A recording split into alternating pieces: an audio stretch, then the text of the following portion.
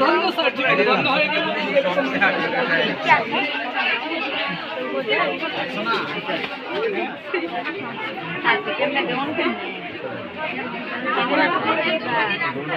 ছিলাম হোসেন মনসুরি স্যারের পাশে আশীর্বাদ নিলাম এবং উনি আমাকে একটা আশীর্বাদ করলেন যে তুমি আমার চেয়েতেও ভালো সমাজ সেবা করতে পারবে। জানি না কতটা করতে পারবো, কিন্তু ওনার যে আশীর্বাদ পেয়েছি আমার দ্বিগুণ শক্তি হয়ে গেছে।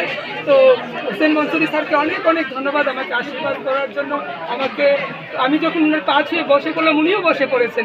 তো ওনার কত বড় মানবিকতা, মানে উনি আমাকে গায়ে হাত দিয়ে আমার মাথা ছুঁয়ে বললেন, আমি বলতাম স্যার আমি গরিব অসহায় মানুষের জন্য কাজ করছি, আপনার যে কাজগুলি সত্যিই খুব মহান, বলে তুমিও পারবে, তুমি চেষ্টা চালিয়ে যাও। তো ওনার মতো মহান মানুষের থেকে এইটুকু আশীর্বাদ পেয়েছি।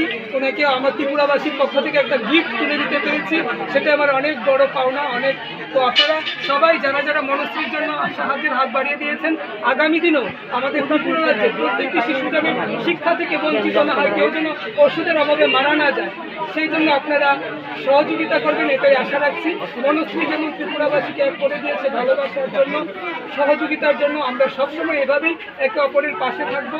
সুখের দিনে না থাকলেও দুঃখের দিনে মানুষের পাশে থাকবো, এটাই হোক আমাদের আজকের দিনে। হোসেন মনসুরি স্যারের মতো একজন বিখ্যাত মানুষ, যার সমাজসেবা গোটা বিশ্বকে প্রভাবিত করছে, মিলিয়ন মিলিয়ন ফলোয়ার্স। তো আমরা আশা করি মনশ্রী সুস্থ হয়ে যাবে এবং মনশ্রী দেখানো পথে আমরা আগামী দিনে আরো মানুষের পাশে থাকবো, আরো যে অসুস্থ বাচ্চারা রয়েছে তাদেরকে সুস্থ করবো। সবাইকে ধন্যবাদ। আপনারা সবাই ত্রিপুরাবাসী সব পারি আমরা যেমন মনশ্রীকে সুস্থ করবো, ত্রিপুরা যে বাচ্চারা শিক্ষা রয়েছে, আরো সুস্থ বাচ্চারা রয়েছে, আমরা চেষ্টা করবো। মানুষের সেবাই সবচেয়ে বড় সেবা, মানুষের মধ্যে ঈশ্বর রয়েছে।